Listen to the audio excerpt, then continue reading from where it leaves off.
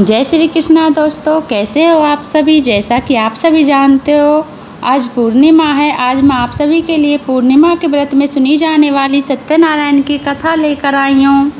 बोलिए सत्यनारायण भगवान की जय। एक बार नैमिषारण्य में तपस्या करते हुए शौनकादि ऋषियों ने सूत जी से पूछा कि जिसके करने से मनुष्य मनोवांछित फल प्राप्त कर सकता है, ऐसा व्रत या तप कौन सा है। सूत जी ने कहा कि एक बार श्री नारद जी ने भी श्री विष्णु भगवान से ऐसा ही प्रश्न किया था।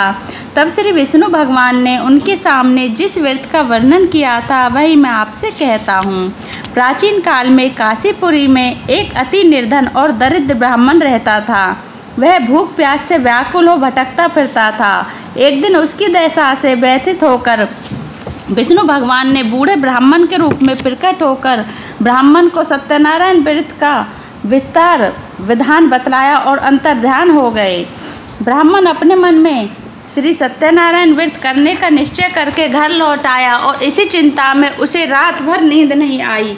सवेरा होते ही वे सत्यनारायण के व्रत का संकल्प करके भिक्षा मांगने के लिए चल दिया।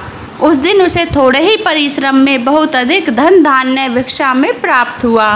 सायंकाल घर आकर उसने बड़ी श्रद्धा के साथ श्री सत्यनारायण भगवान का विधि पूर्वक पूजन किया।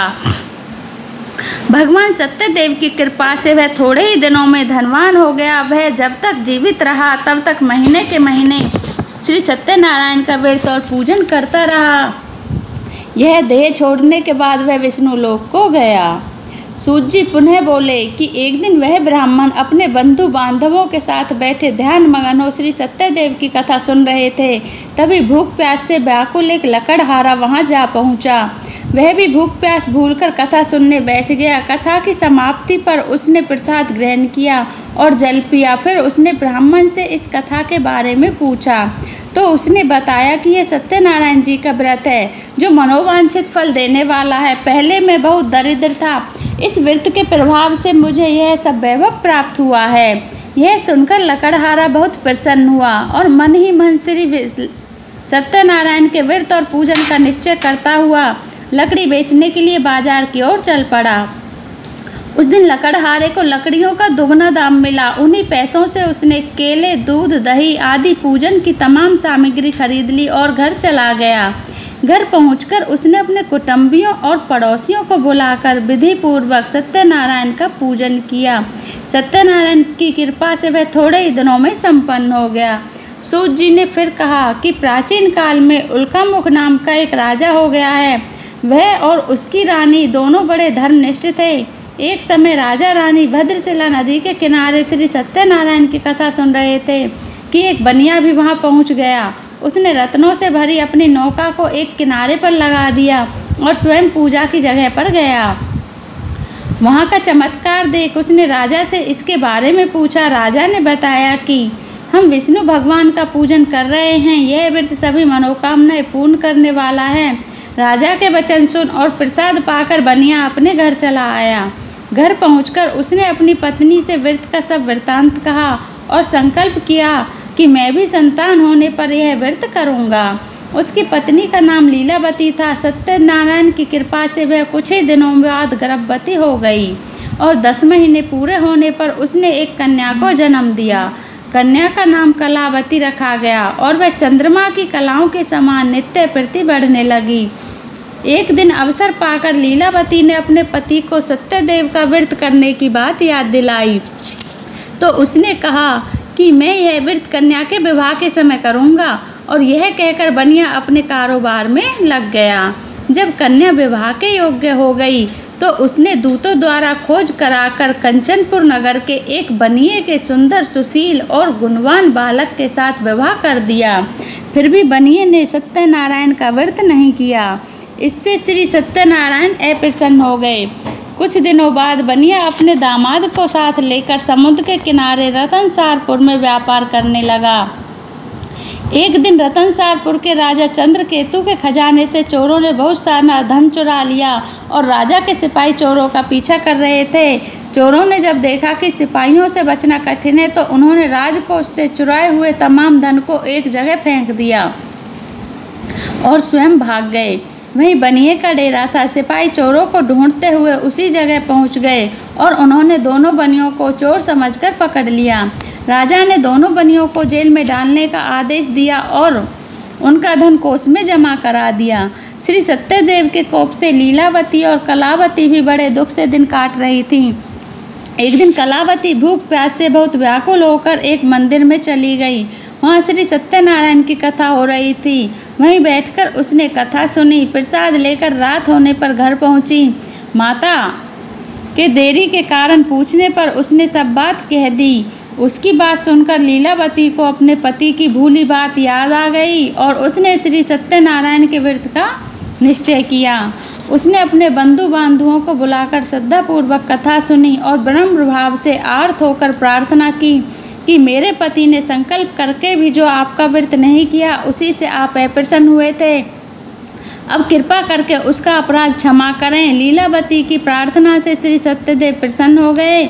उसी रात्रि में श्री सत्यदेव ने राजा चंद्रकेतु को स्वप्न में दर्शन देकर कहा कि प्रातःकाल होते ही दोनों बनियों को जेल से छोड़ दो और उनका सभी धन उन्हें लौटा दो, वरना पुत्र पौत्र समेत तुम्हारा राज नष्ट हो जाएगा। इतना कहकर सत्यदेव तो अंतर ध्यान हो गए और राजा ने भी सवेरा होते ही दोनों बनियों को मुक्ति का आदेश दिया और साथ ही उनका धन उन्हें लौटा दिया और बहुत सम्मान पूर्वक उन्हें विदा किया। दोनों बनिए आनंदित हो अपनी नौका लेकर घर की ओर चल पड़े। तभी श्री सत्यनारायण भगवान सन्यासी के वेश में उनके समीप आए और बोले कि तुम्हारी नौका में क्या है। बनिए ने हंसते हुए उत्तर दिया कि नौका में तो बेलपत्रों के सिवाय कुछ भी नहीं है। यह सुनकर दंडी स्वामी ने कहा कि तुम्हारा वचन सत्य हो। स्वामी के चले जाने पर बनिए ने देखा कि नौका हल्की होकर ऊपर को उठ रही है। उसे बड़ा कुतूहल हुआ और देखा कि बेहोश होकर गिर पड़ा। किंतु दामाद ने कहा कि इस प्रकार घबराने से काम नहीं चलेगा, यह सब उन्हीं स्वामी की करामात है। चलकर उसने प्रार्थना की जाए तो फिर वैसा ही हो जाएगा। दामाद की बात मानकर बनिया स्वामी के पास पहुंचकर उनके चरणों में गिर पड़ा और बार बार उनसे क्षमा मांगने लगा। उनकी विनीत प्रार्थना से भगवान ने प्रसन्न होकर उसे इच्छित वरदान दिया और स्वयं उसी जगह अंतर्ध्यान हो गई। बनियों ने नाव के पास जाकर देखा तो वह धन रत्नों से भरपूर थी। तब उन्होंने वहीं श्री सत्यदेव का पूजन किया और कथा सुनी। फिर वह घर की ओर चल दिए। अपने नगर के समीप पहुंचकर बनिए ने लीलावती के पास अपने आने का समाचार भेजा। लीलावती उस समय श्री सत्यनारायण की कथा सुन रही थी। उसने अपनी पुत्री कलावती से कहा कि तुम्हारे पति और पिता आ गए हैं, मैं उनके स्वागत के लिए चलती हूँ। तुम भी प्रसाद लेकर शीघ्र ही नदी के तट पर पहुँच जाना। कलावती प्रसन्नता के कारण इतनी विमुग्ध हो गई कि वह कथा का प्रसाद लेना भी भूल गई और तुरंत ही नदी के तट की ओर दौड़ पड़ी। वह ज्यों ही नदी के किनारे पहुंची त्यों ही उसके पति समेत नौका जल में डूब गई। यह देख बनिया हाहाकार करके छाती पीटने लगा। लीलावती भी दामाद के शोक में विलाप करने लगी और कलावती अपने पति के खड़ाऊ लेकर सती होने को उद्यत हुई। तभी आकाशवाणी हुई कि हे वनिक, तेरी कन्या सत्यनारायण के प्रसाद का निरादर करके पति से मिलने के लिए आतुर होकर दौड़ी आई है। यदि वह प्रसाद लेकर फिर आए तो उसका पति जी उठेगा।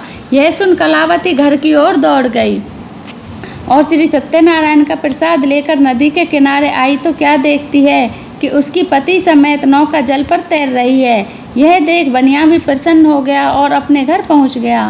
वह जब तक जीवित रहा तब तक श्री सत्यदेव का व्रत करता तथा श्रद्धा पूर्वक कथा सुनता रहा। इसके पश्चात सूत जी बोले कि एक समय तुंगाध्वज राजा शिकार खेलने के लिए वन में गया हुआ था। वहाँ उसने देखा कि एक बरगद के वृक्ष के नीचे बहुत से गोप ग्वाल इकट्ठे होकर सत्यनारायण की कथा सुन रहे हैं। राजा ने न तो सत्यनारायण को नमस्कार किया और न पूजन के पास ही गया। गोपगण राजा को देखकर स्वयं प्रसाद लेकर उसके पास आए और प्रसाद राजा के सामने रख दिया। राजा ने प्रसाद की कुछ परवाह नहीं की और महल की ओर चला गया। राजद्वार पर पहुंचते ही राजा को मालूम हुआ कि उसके पुत्र पौत्र और धन संपत्ति सब नष्ट हो गए हैं। उसे वन की घटना याद आ गई और उसने विचार किया कि सत्यदेव के प्रसाद का निरादर करने के कारण ही मुझे यह दुख प्राप्त हुआ है। यह सोचकर राजा पुनः वन में दौड़ गया और सब गोप ग्वालों के साथ मिलकर श्रद्धा और भक्ति के साथ श्री सत्यदेव का पूजन करके प्रसाद ग्रहण किया। इसके बाद वह घर पर लौट आया तो उसके मृत पुत्र पौत्र आदि भी जी उठे और नष्ट हुई संपत्ति भी ज्यों की त्यों हो गई। तब से राजा जीवन भर समय समय पर श्री सत्यदेव का व्रत और पूजन करता रहा। बोलिए सत्यनारायण भगवान की जय हो। अगर आपको मेरी ये कथा अच्छी लगी हो तो प्लीज़ मेरे चैनल को सब्सक्राइब कर देना।